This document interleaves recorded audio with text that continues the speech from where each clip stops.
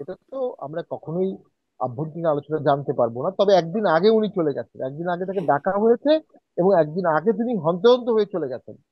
এই একদিন আগে কেন গেলেন, এটি আমি মনে করি অত্যন্ত পলিটিক্সের কোশ্চেনের দাবিদার। দিল্লিতে কিছু বোম ব্লাস্ট হয়েছে এবং বিভিন্ন জায়গায় কিছু বোম ব্লাস্ট হয়েছে, এবং বাংলাদেশের একটি জঙ্গি সংগঠন দাবি করেছেন যে তারা এটা করেছেন, জঙ্গির সাথে সম্পৃক্ত আছে। দেখুন, আমি সবসময় একটা জিনিস অনুভব করেছি, বিগত জুলাই আগস্ট আন্দোলনের সময় খুব স্বল্প সময়ের মধ্যেই কিন্তু জেলখানা থেকে বেশ কিছু জঙ্গি নেতাকে বের করে আনা হয়েছে, হুম। জঙ্গি স্টাইলে একদম ওয়াল ভেঙে দিয়ে তারপর করা হয়েছে।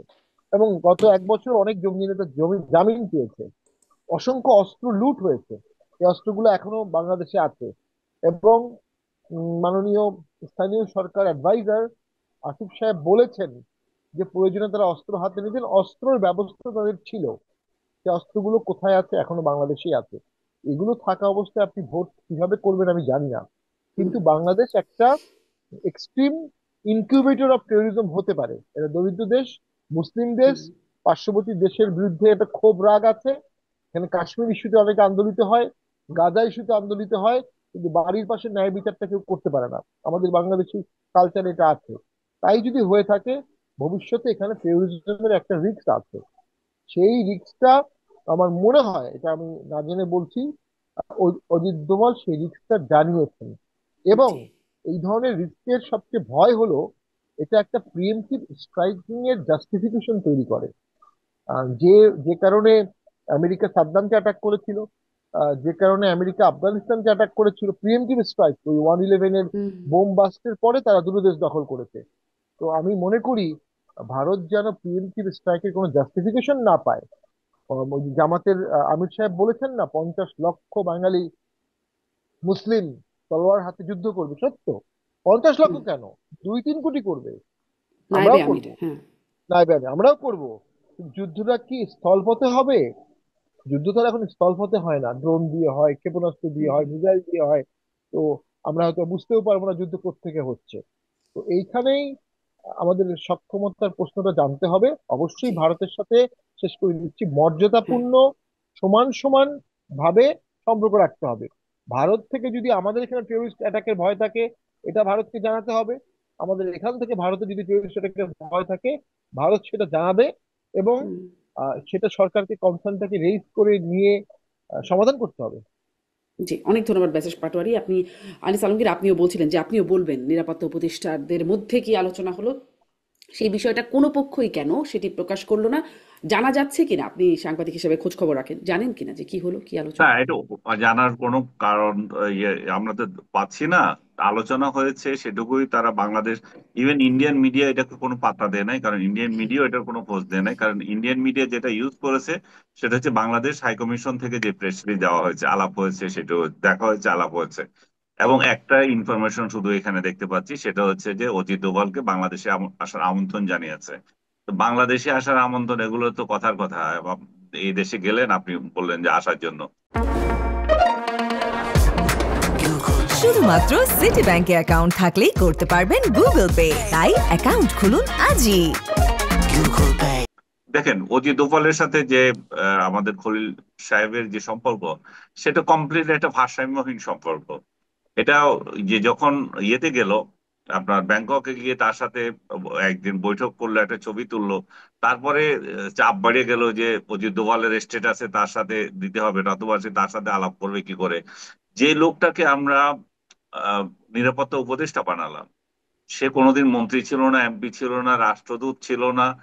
তার রাজনৈতিক জ্ঞান শুধু এটুকু যে ফরেন মিনিস্ট্রিতে কয়দিন চাকরি করেছে, হুম। তার লিয়েনে লিয়েনে বাইরে কাটিয়েছে। 111-এর সময় এসেছিল, আবার পালিয়ে গেছে সবার আগে। তো এমন একটা লোককে আমরা এই দায়িত্ব দিয়েছি, প্রথমে বললাম না আমাদের রোহিঙ্গা সমস্যার সমাধান করবে, ওরা ডিম সেটার কোনো কিছুই হয়নি।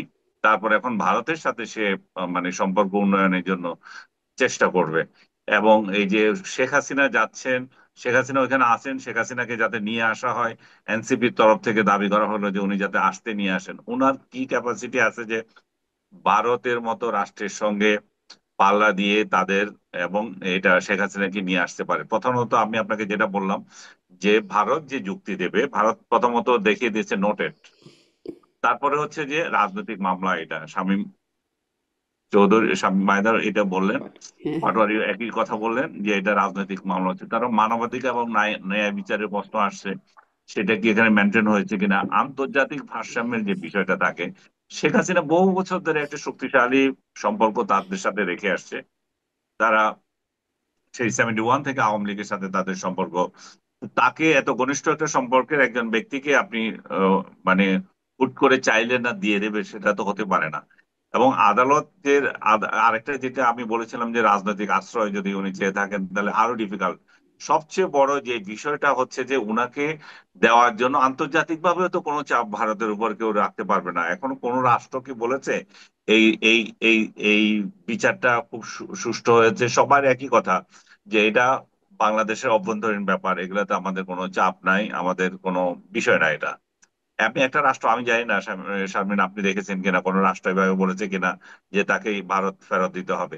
তো ভারতের উপর কোনো চাপই নাই, ভারত এমন একটা রাষ্ট্র, তো সে কি কারণে এটা ফেরত দেবে বা শেখ হাসিনাকে পাঠাবে, সেটা কোনো যৌক্তিকতা নাই। এবং খলিল সাহেব সেখানে অবশ্যই যখন বৈঠক হয় উনি এটা বলতে পারেন বাংলাদেশের তরফ থেকে যে আমরা যেহেতু তার পিছিয়ে ইয়ে হয়ে গেছে আমরা তাকে ফেরত চাই। আমি বলেছেন কিনা আমি জানি না, বাট অনুমান করি যে বলতেই তো পারেন, বললে তো কি আসে যায়।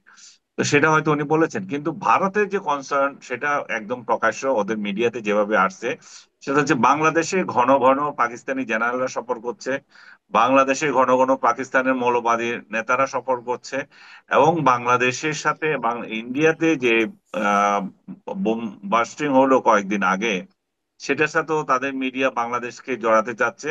বলা হচ্ছে বাংলাদেশকে ব্যবহার করে পাকিস্তান এই কাজ করছে। তো তারা সেই সব, আমি আমি আমি বিশ্বাস করি যে অজিত দোভাল এই যে খলিল সাহেবকে এক গাদা অভিযোগ সেটা ধরিয়ে দিয়েছে, এগুলা সমাধান করেন। এছাড়া জি। আর ওনার কাছ থেকে আর কোনো বার্তা পেয়েছেন আমার মনে হয় না। আর আমরাও তো বসে রই নাই যে অজিত দোভাল বাংলাদেশে আসবে। আমরা হুম, বাংলাদেশের মানুষ যেটা চায় এবং যেটা এনসিপি সহ অনেকে দাবি করছেন, শেখ হাসিনাকে ফেরত আনেন, পারলে সেটা নিয়ে আসেন। যে অজিত দোভাল বাংলাদেশে সফর করবে কি করবে না সেটাতে তো কারো ইন্টারেস্ট নাই। এবং হুম, সবচেয়ে আমি মনে করি যে এই জিনিসটা, সেটা হচ্ছে যদি কোনো পজিটিভ কিছু থাকতো বাংলাদেশ সরকারই সেটা ফলাও করে প্রচার করতো। যেহেতু কোনো কিছু হয় নাই এবং হুম। কথাবার্তাও ঠিক মতো হয়েছে কিনা সেটা তো সন্দেহ হয়, সেই জন্যই এটা নিয়ে কোনো একটা শব্দ সরকারের তরফ থেকে নাই। জি, আমি আসলে মানে এই যে সবকিছু মনে করছি, আমরা ধারণা করছি, কিন্তু এই মানে সরকারের পক্ষ থেকে কেন স্পষ্ট হয় না? আপনিও বলছেন হয় নাই, কিন্তু কেন হয় না সেটা নিয়ে আমি একটু পরে আসি। কিন্তু আনিস আলমগীর, আপনার কাছে একটু ব্যক্তিগত জায়গায় একটা প্রশ্ন করি যে আপনি ওই যে রায় নিয়ে বিভিন্ন জায়গা থেকে প্রশ্ন তুলছেন, ন্যায় বিচার হলো কিনা সেটি নিয়ে আপনার প্রশ্ন,